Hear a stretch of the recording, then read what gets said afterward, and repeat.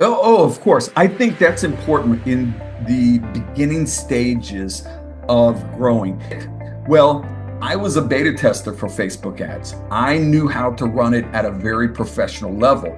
And I relationships, the ability to build relationships. All of the other skill sets, I can find somebody else to do.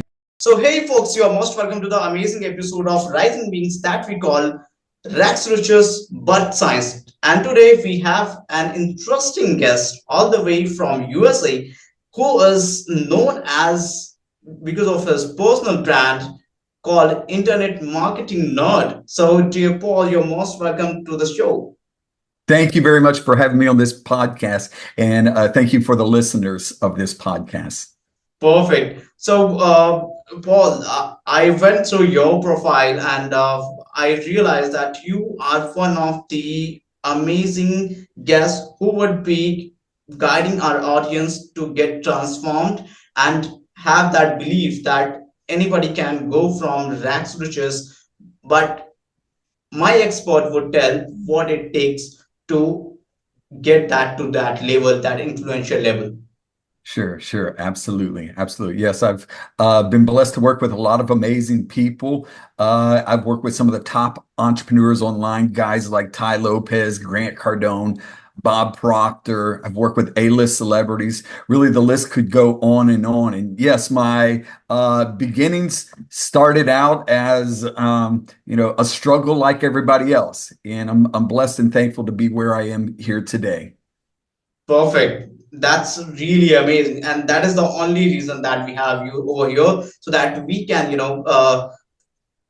take that belief from you and we can go ahead and transform the lives of us and others as well.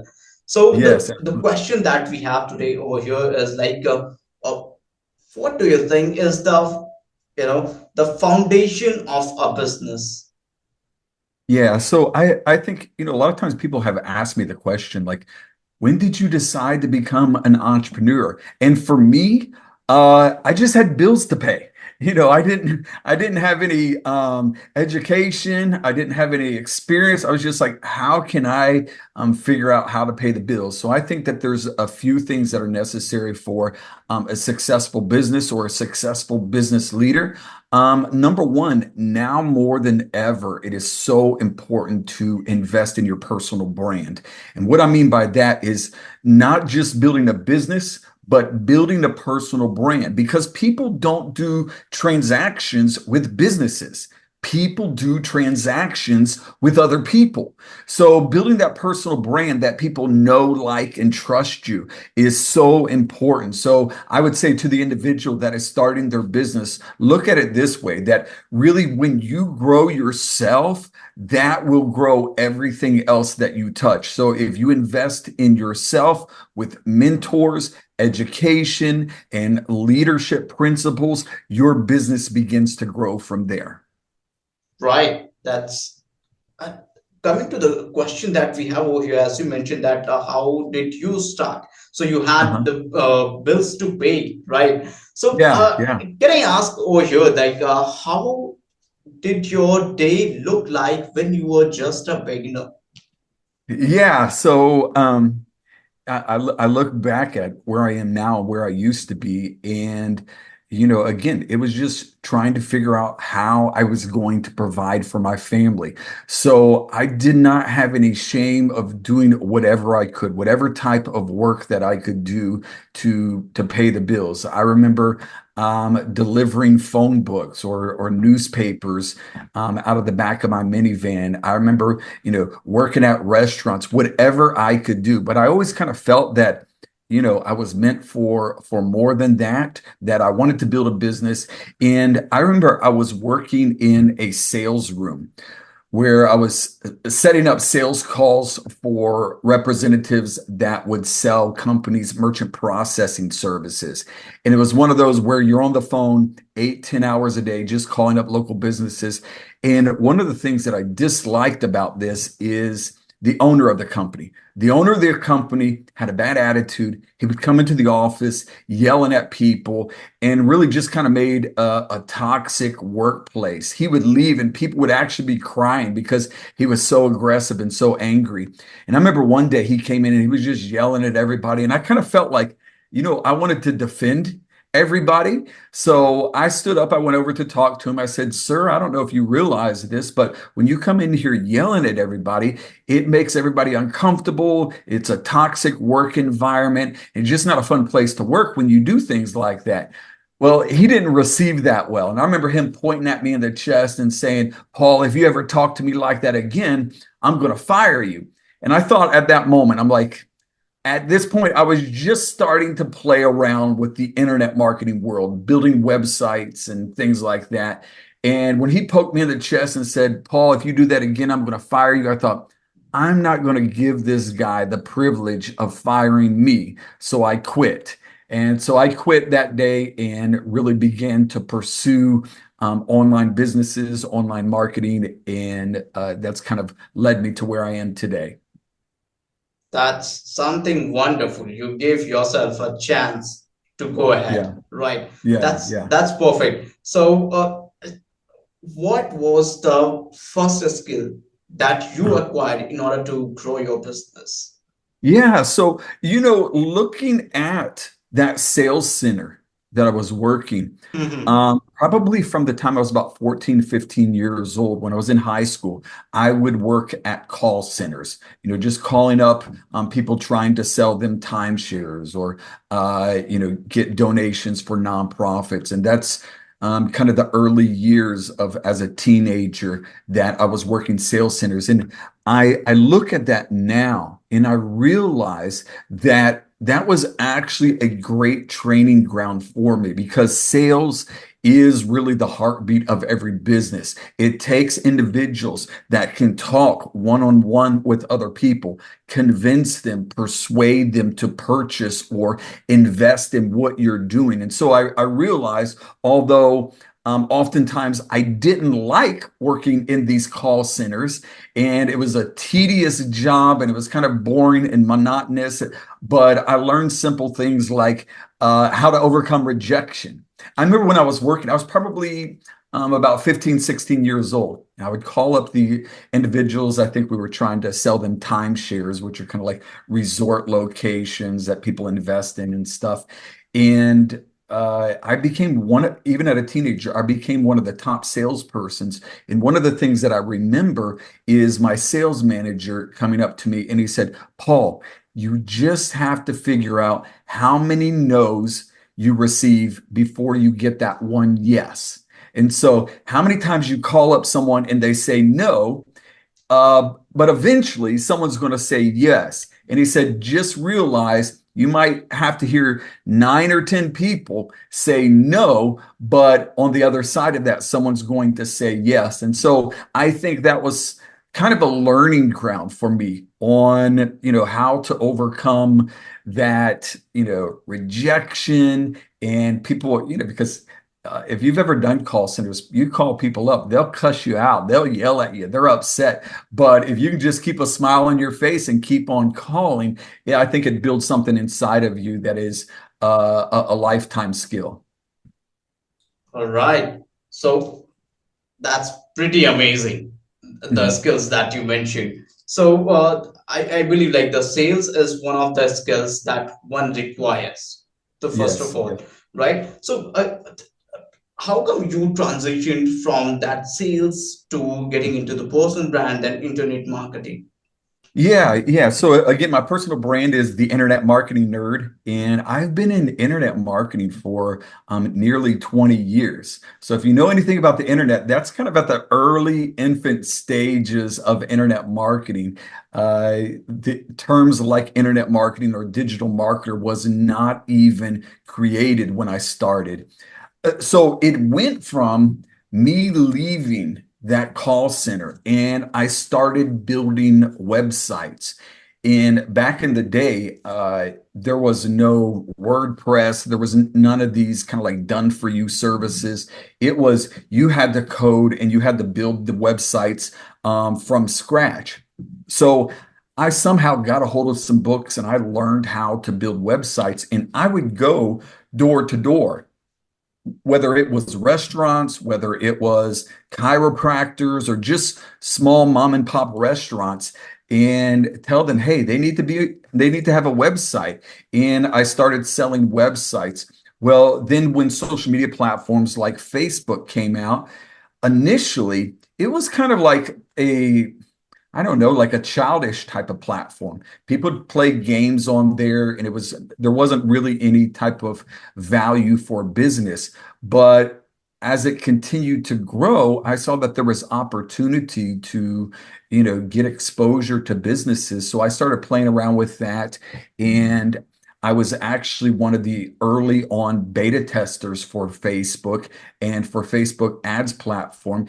And as I'm playing around with it and growing it, I had individuals begin to reach out to me. So it might be, an average size business, and then it just began to grow through word of mouth. And next thing you know, I'm working with celebrities. I'm working with some of the top coaches online. So I think I was probably, I had the right skill set. I was at the right place and the right time. All of those intersected and set me up really for success. Perfect. The one thing that you mentioned, that you walk door to door, even at that point wherein you were building something on the internet, but still you Yeah. walk door to door. Yeah, So, yeah. So I went door to door, and what I would do is I would go into a restaurant or something like that, and I would ask them, "Do you have a website?" And they're like, "Oh, no, no, I don't have a website." I'm like, "Well, let me show you." And so there was some convincing, some sales that was necessary in this process, because many people back then, the way that they did sales was not online. It was on television. It was on the radio. It was in phone books. That's how they did business. So there was this trying to convince them, hey, you need to be online. This is the next big place to be. So after you get a few people, you get a few websites, I think it makes it easier and easier. But there was this challenge of trying to even explain to people what are websites.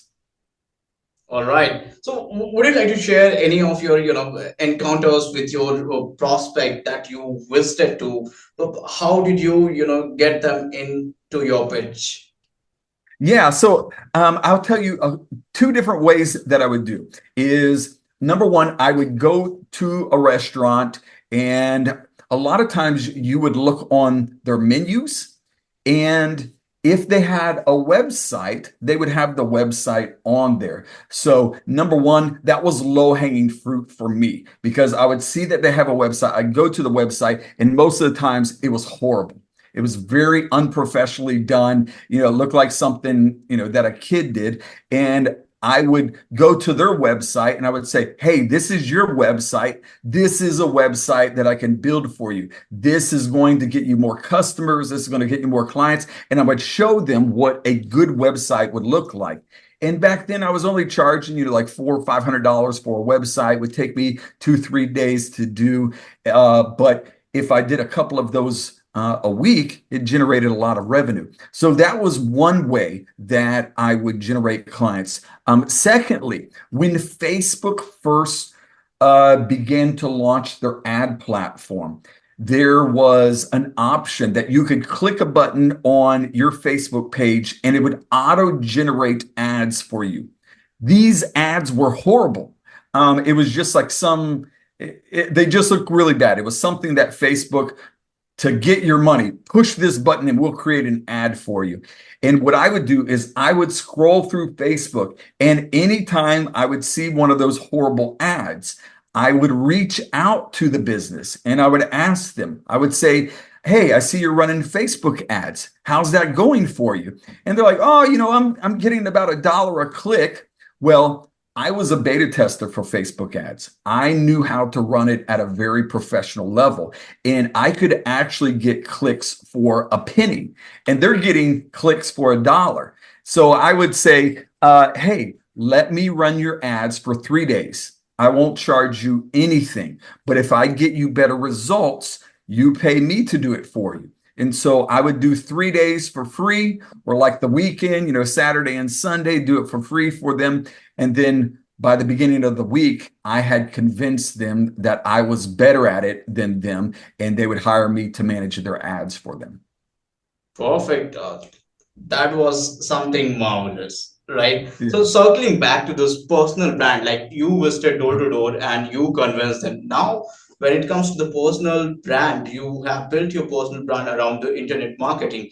So how Yeah. does things work right now? Let's say, like, how do people approach you and how do you work with them? Yeah. So when it comes to building a personal brand, you have to understand that it doesn't limit you to one particular brand. It kind of changes the dynamic where you're no longer chasing customers or clients, but because people know about you and you have a strong online personal brand or personal online reputation, people begin to chase you. People begin to pursue you. So it's not always the best that wins, but oftentimes it's the best known. Some individuals are really good at what they do, but nobody knows about them. So when you build a personal brand and how you do that, you're putting out content, you're building personal relationships, you're going to events. Basically, you're trying to get as many eyeballs on you or what you do, and that is building a personal brand. That's not something that necessarily happens overnight. It's consistency, it's being repetitive, it's being someone that is there continually providing value. That over time builds a strong personal brand. All right. So I see that you talk about the storytelling as well. So how important it becomes when we are building the personal brand? Yeah. So here's the thing about storytelling is there's other people that do what you do, and that's okay. There's other people that might even be better at what you do. I always encourage people try to be the best at what you do. But what people really connect with is your story. Facts tell, stories sell. People connect with you based on your story. And your story, what that consists of is like, hey, your core values, your upbringing, your core principles, all of those things come together and are your story. So learning to tell that story and recognize that you're not the person for everybody. If you are trying to appeal to everybody, you end up appealing to nobody. So you have to be kind of rooted and grounded in who you are and understand some people are going to reject you. Some people won't like you. You won't connect with some people, but that's okay. But when you are true and sincere to who you are, the people that you are meant to serve, they will connect with you. So be who you are and be consistent with that. That's something. What can we say that, like, whatever we are starting with, let's say somebody starts with and they are struggling, so they can post that as well to stay authentic. Yeah. So here's the thing is people don't connect with perfection. Nobody expects you to be perfect. Matter of fact, people are turned off by perfection. Why? Because none of us are perfect. But what people connect with is authenticity, being sincerely who you are. So don't be afraid to share those struggles. Don't be afraid to share those moments of imperfection because people will connect with that. People relate with that and they say, you know what? He's like me or she's like me. And that's what they connect to. They connect to your story. They connect to the entirety of who you are, not just your highlight reel. Sometimes we take social media and we just turn it into a highlight reel. Success, success, success, success. And people see that and they're like, man, I can never be like that. What people want to see is someone that goes through the same struggles as them, but yet they have overcome it and they can be an example for them. Right. There is one thing that you mentioned over there, that success. So, can we say that a success can be different for every single person? Of course. I think that's important in the beginning stages of growing is you have to define what success is for Mhm. you. Oftentimes individuals they limit success to how much money you make, what type of car you drive, how big your house is. And I've seen individuals that have all of those material belongings, but they're missing other areas of their life and they're unhappy in these areas. So I think it's important for you to personally define what does success look like to me? What are the components that I must have that really define success in my life? All right. So that I have a question in the mind. Like even I have heard it from people. Like they were asking me, how does that transition happens when you are at that level of getting to people? No, not a lot of people know you, but I see you have been working with a lot of highly influential people, high performers. So how did Sure, that transition happen from working as a very beginner to sure. connecting with those high performers? What was the Yes. mindset? How did you make the decisions? Yeah, so I think one of the decisions that I made early on is if I could just get that door open a little bit, some type of connection with these influential people that I could prove myself to them that they would want to work with me. And so oftentimes what I would do is I would reach out to these individuals and I would say, hey, I just want to add value to what you're doing. I didn't ask for any type of pay. I didn't ask for anything like that. I just said, hey, let me prove myself to you. And so I started doing that. I started reaching out to people. And when other people were trying to charge them tens of thousands of dollars, I said, hey, let me work for you.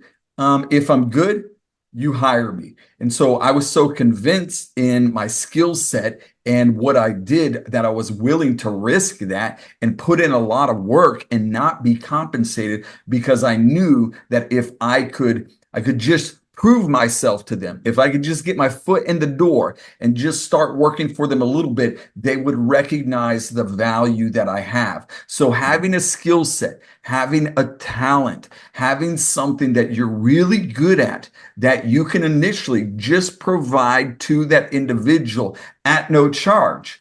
I promise you, every good leader, every good business person, when they see someone that is really good and they're not being compensated fairly, they will pay them. So if you have a skill set, if you have something that you can offer, reach out to these people and say, hey, I just want to do it for free. And prove yourself to them, show yourself. And when they see that you're good at it, they will hire you.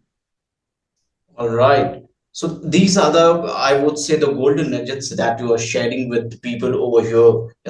So what advice would you give to the people, like Mhm. the practical advice people can implement in their business? Yeah. So I would say this when it comes to building a business, it is all about a few things. Number one, like I said, personal brand. Number Mhm. two, marketing. Marketing. That means you want more people to know who you are. You're getting the word out. It's important to understand that you want to be good at what you do. Some people think that marketing will solve the problems in their business, but if you are not good and your business is a mess, Marketing just amplifies the mess. So you want to be good. You want to do things with excellence. You want to have clients or customers that are happy and satisfied. And then you want to implement marketing. Marketing attracts the people. Marketing attracts the people. But then once you attract the people, you want to be able to convert them from eyeballs to a customer or client. And that's where sales comes in. So you want to have those sales skills. Sometimes it's not a one person team. I think one of the biggest mistakes individuals can make early on in the business is thinking that they have to do everything. Most individuals do not have all the skills that are necessary to build a big business. Sometimes you have individuals that are great communicators. They are great public speakers. They are great salespeople. But when it comes to the systems, the technical side of things, they're not really good at it because it's kind of, one is left brain, the other is right brain. But if you can bring those two together, if you can bring someone that is a good communicator, a good visionary, a good dreamer, and connect them with someone that is good at implementing systems and processes and all of these technical details, you bring those two together. That is the recipe for a successful business. Perfect. I want people to pay attention what he just mentioned, systems and processes. This is Right, something what one needs in order to get their business it get going. And right. you have been sharing amazing golden nuggets. I really love them all. Thank you Right? very much. So Thank you. you know I think we have a couple of more questions that we have taken from the audience. I Okay. believe we shall take them. So, one question is over here is like, uh, what is your approach toward the challenges that occur? You broke up a little bit there. Can you repeat that Okay, question? so how do you approach the challenges that occurs in your business and in your personal life? Right, right. Yeah. So, number one, I have to surround myself with other people. I believe it's these three things. Number one, people. The people that I surround myself with, I want them to be positive. I want them to be optimistic. I want them to be dreamers. I want them to have the same vision that I have. So, people. Number two, places. Sometimes overcoming those difficult times are just going to a different place, getting in a different environment. I remember when I was younger, again, I didn't come from a wealthy family at all, but I would just go to neighborhoods. I would go to restaurants. I would go to coffee shops where wealthy and affluent people hung out. And I'd just watch and just, see the nice cars, see the nice clothes, and just like, hey, someday that's going to be me. So just changing your environment. So, number one, people that you hang out with. Number two, the places you go. And then the things that you invest in, the things that you invest in. A lot of times, people, when they start to make money, they're investing in or they're spending their money on just things. You know what I mean? Just like, oh, I'm going to get some new clothes. Oh, I'm going to get a new watch. And they're just material items. But when you recognize the best investments that you can make is mentors, coaches, systems, and tools. That's what will really grow your business. I see one of the biggest mistakes that businesses make early on is it starts to grow. And then the leader of that business wants to take money from that business and begin to change their life. You know what I mean? Begin to buy a new car, a new house. And I think there's a time and a place for that, but it's not early on. You have to understand that delayed gratification that, hey, I'm going to take what the business is making and I'm going to hire some more people. I'm going to invest this back into the company. So you are delaying that gratification for in the future, you can reap the rewards of that business. All right. That's amazing. Just amazing. And the advice that you gave, if followed, one succeeds. This is what Yes, all I can say. yes, So that's really wonderful. I believe we still have a time to take the another question, if you say so. sure. So this is very pretty simple.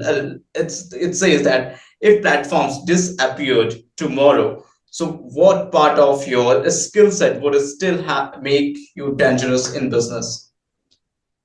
So it's relationships, the ability to build relationships. All of the other skill sets, I can find somebody else to do that. Whether it's running ads, building funnels, I can find somebody else to do that. But building relationships, those connections, when you have relationships in business, nobody can take those away from you. So I would tell that individual, that entrepreneur, to understand that relationships are more important than revenue. So focus in on building relationships. Connect with people. There are a lot of generous, giving people that if you can just build relationships with, you can grow together. Uh, I think that's one of the core recipes for a successful business is just connecting with the right people, building relationships with strategic partners or individuals that you can grow with. All right. So I really would like to say thank you for being over Thank here you. and sharing the golden nuggets over and again for every questions. You answered them. It's like the people needed the fill in the blanks, and you gave that blueprint. That Thank what you do very they much. actually need? Thank you very much. It's been my pleasure to be here on this podcast with you. Thank you very much. Perfect. So is there anything something that people can go and watch your Well, I tell you what, if you want to put my Instagram handle in the podcast, my Instagram handle is Paul. I was on Instagram on the original day, so my Instagram handle is just Paul. And if anybody listening to this podcast sends me a message and say they heard me on this podcast, I'll make sure that they get a free digital copy of one of my books. perfect, that's really wonderful. And people go ahead and send him the message if you have listened to him, and do share what did you like, and you can get your copy of this free copy of his one of the books. Fantastic. Thank you very much. It's been an honor to be on this podcast with you. Thank you, Paul. Thank you. It's pleasure being over here with you and getting the more insights from you.